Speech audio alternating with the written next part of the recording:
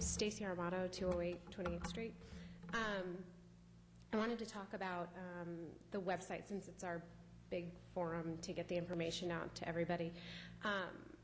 Just right on that homepage, it's called the Proposed Oil Production Project. I feel like that's very misleading. Michael, maybe you can help us out with the proper terminology for that. I believe it would be oil drilling. We don't need to sugarcoat it. It makes it seem like you're siding with oil and not with the people. So let's forget sugarcoating. Let's call it oil drilling.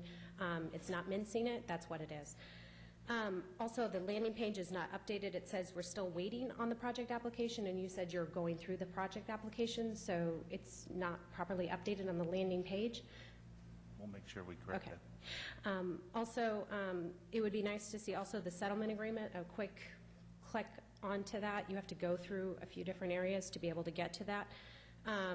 Also, in mentioning about the RFP for the EIR, I read it. It said that time is of the essence, and the development and adherence to the efficient project timeline is of critical importance. I would want to see us encourage the accuracy of the report rather than the timeliness. I know that everyone seems to be very anxious to get to a vote. I don't know why we're so anxious. We should do this in the proper fashion and not speed up things unnecessarily.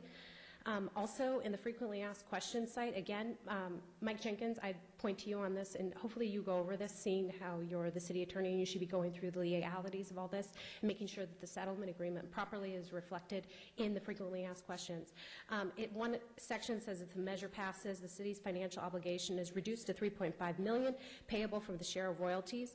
It doesn't say anything about giving the city yard, which is valued potentially at $8 to $10 million, and it doesn't talk about a 35-year lease. It also says that if the $3.5 million is not payable from royalties, we owe them in 90 days in a lump sum.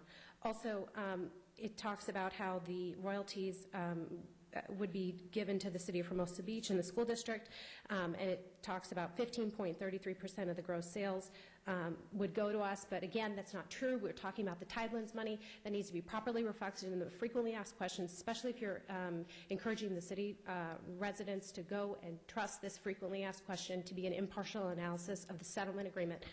Also, it says if the ballot measure fails, this is very important, how will the city pay for the $17.5 million due to EMB?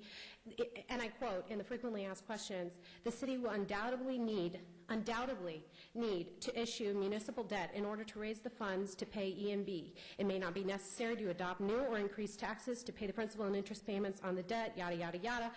That is an overstatement. We all know from, I've been sitting here, you guys have supposedly $3.5 million in a fund. We could sell the city yard, that's $8 to $10 million. Right there, that's $13.5 million. The rest, maybe we do need to issue municipal debt, but what you're implying is that we would need to issue municipal debt and put the city at risk of paying $17.5 million in a lump sum, which scares the residents. And what I'd like to see is a much more impartial analysis on the frequently asked questions, because that is all we can rely on, because you guys sit up here and you have no opinion on it. Thank you. Okay. Anyone else? Very good. Madam Clerk. Okay, we have one more item. Item 8A, the